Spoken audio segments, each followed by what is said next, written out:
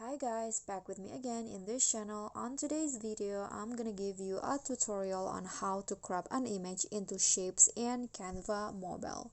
So here I've already add a picture into my Canva and I want to shape it into a certain shape. So what you need to do is click on the plus icon at the bottom,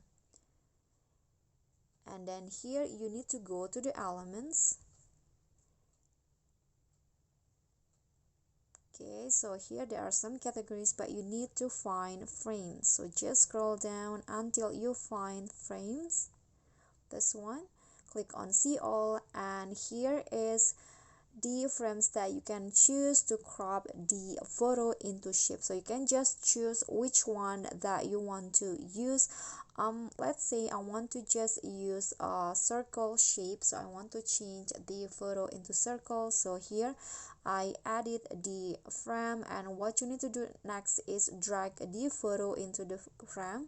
So click on the photo and drag it to the frame like so, and you can adjust the position of the photo within the frame just by clicking on the photo, double clicking, and you can adjust it as you like this.